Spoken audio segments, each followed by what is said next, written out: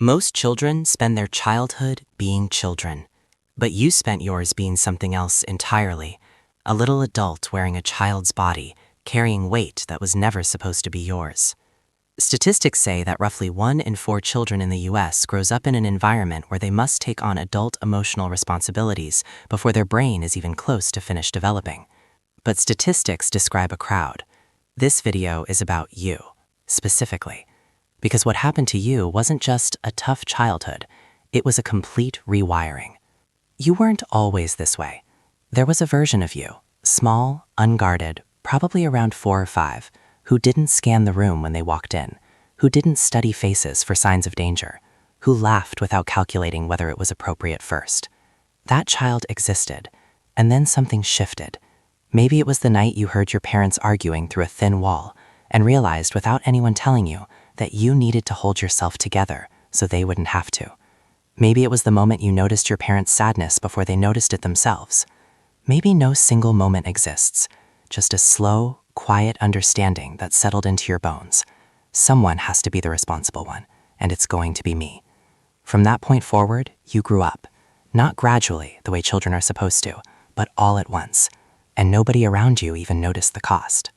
Psychologist Murray Bowen spent decades studying how emotional weight travels through family systems, and he identified something he called the parentified child, a child who unconsciously absorbs the unmet emotional needs of the adults around them and begins functioning as a caretaker, mediator, or emotional anchor for the family. What Bowen found wasn't that these children were unusually mature. What he found was that they were unusually adaptive. Your nervous system, still forming, still plastic, read the environment and made a ruthless calculation. Immaturity is a luxury this house cannot afford, so you deleted it.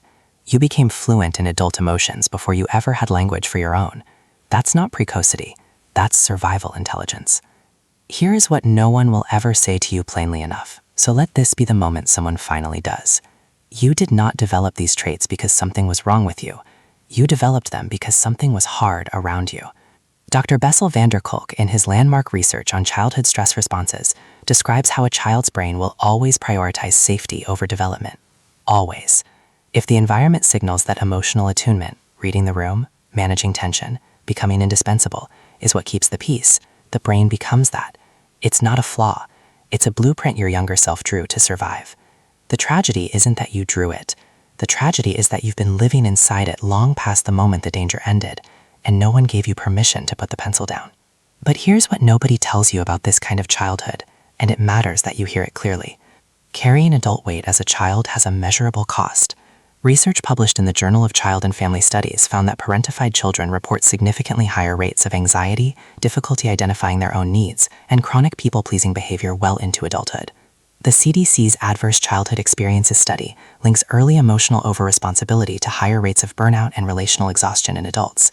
You may have noticed this in yourself, the way you naturally become the person everyone leans on, the way your own needs feel somehow less urgent, less real than other people's, the way rest feels like a performance you don't quite believe. That exhaustion is not weakness, but it is information, and it has been trying to reach you for a long time. Now, here's the part they always leave out. A 2021 study from the Journal of Personality found that individuals who developed early emotional attunement, who learned to read people, hold complexity, and manage uncertainty before most children had learned to tie their shoes, demonstrated measurably higher empathy, emotional intelligence, and crisis resilience as adults. You don't just understand people, you understand them on a frequency most people can't access. You notice what's underneath what someone says. You feel the shift in a room before anyone speaks. You have held together situations that should have collapsed. You've been doing this your entire life, not because you were asked to, not because you were trained to, but because you built it yourself from scratch, under pressure as a child. That is not ordinary, not even close. Society has a word for people like you. They call you an old soul. They call you mature for your age. They call you too serious. But those phrases flatten you. They miss the whole story. The real word, the clinical, researched, deeply human word, is adaptive. You are not someone who grew up too fast.